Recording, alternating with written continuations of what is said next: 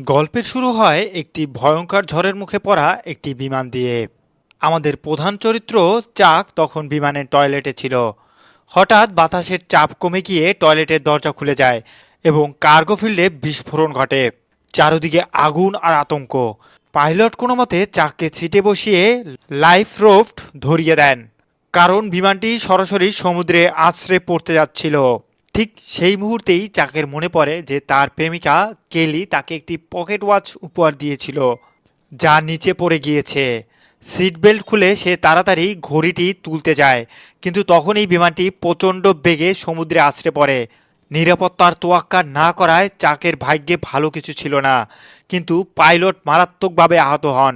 সমুদ্রের নোনা জল কেবিনে ঢুকতে শুরু করে এবং বিশাল এক বিস্ফোরণের মাধ্যমে বিমানটি অতল সাগরে তলিয়ে যায়। চাক কোনো মতে একটি লাইফবোট চড়ে বেঁচে ফেরে। পরের দিন সকালে যখন তার জ্ঞান ফেরে, সে নিজেকে একটি জনমানবহীন দ্বীপে আবিষ্কার করে। চারদিকে শুধু গভীর নীরবতা। সে চিৎকার করে ডাকতে থাকে, কেউ আছে কিনা এখানে, কিন্তু উত্তর দেওয়ার মতো কেউ ছিল না। ক্ষুধা আর তৃষ্ণায় কাতর চাক বুঝতে পারে এখানে বাঁচতে হলে তাকে নিজের পথ নিজেই তৈরি করতে হবে। শুরুতে তার কাছে শুধুমাত্র কেলির দেওয়া সেই ঘড়িটা আর কুরিয়ারের কিছু পার্সেল ছিল। তৃষ্ণা মেটানোর জন্য সে পাথর দিয়ে ডাব কাটার চেষ্টা করে, যা ছিল অত্যন্ত কঠিন। শেষমেশ সে যখন ডাবের পানি পায়, তখন তার কাছে অমৃতর মতো মনে হয়। একাকিত্ব যখন তাকে গ্রাস করছিল, তখন সে কুরিয়ারে একটি পার্সেল খুলে ভলিবল পায়। রাগের মাথায় তার রক্তাক্ত হাত দিয়ে বলটির উপর আঘাত করলে হাতের ছাপ সেখানে পড়ে যায়, যা দেখতে অনেকটা মানুষের মুখের মতো লাগে। চাক সেই বলটির নাম দেয় উইলসন। 4 বছর ধরে এই উইলসনে ছিল চাকের একমাত্র বন্ধু, যার সাথে সে কথা বলতো এবং মনের সব দুঃখ ভাগ করে নিত।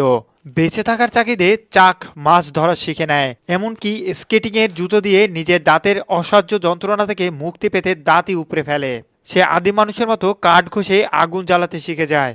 আগুন জ্বলার সেই মুহূর্তটা ছিল চাকের জন্য এক বিশাল জয়। 4 বছর কেটে গেছে। চাকের চেহারা এখন বন্য মানুষের মতো। হঠাৎ একদিন সমুদ্রের তীরে একটি টিনের বড় টুকরো ভেসে আসে। সেটা দেখে চাকের মাথায় একটি বুদ্ধি খেলে। সে একটি পাল তোলা নৌকা বা ভেলা তৈরি করতে পারে। সে গাছের ডাল আর ভিডিও টেপ দিয়ে তৈরি করে একটি মজবুত ভেলা। তার একটি লক্ষ্য এই দ্বীপ থেকে মুক্তি। অবশেষে অনুকূল বাতাস পেয়ে সে উইলসনকে নিয়ে সমুদ্রে ভাসলো, কিন্তু সমুদ্র এত সহজ ছিল না। বিশাল ঢেউয়ের আঘাতে তার ভেলা ভেঙে যেতে শুরু করে।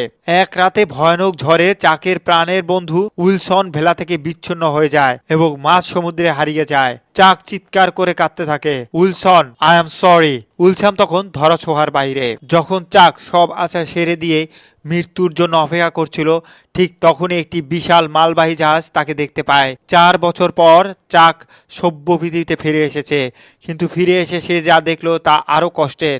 সে জানতে পারে সবাই তাকে মৃত ভেবে নিয়েছিল।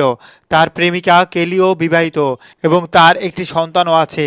কেলি তাকে এখনো ভালোবাসলেও জীবন অনেক দূর এগিয়ে গেছে। চাক বুঝতে পারে ভাগ্য তাকে বাঁচিয়ে দিলেও তার পুরনো জীবন আর ফিরে পাওয়া সম্ভব নয়। গল্পের শেষে চাক সেই পার্সেলটি পৌঁছে দেয় যা সে দ্বীপে কখনো খোলেনি। সেই পার্সেলটি তাকে মানসিক শক্তি দিয়েছিল যে এখনো তার একটি কাজ বাকি আছে। চাক শিখলো যে জীবন আমাদের যেখানেই দাঁড় করিয়ে দেখ না কেন, আমাদের শ্বাস নেওয়া থামানো উচিত নয়, কারণ কে জানে পরের জোয়ার আমাদের জন্য কি নিয়ে আসে।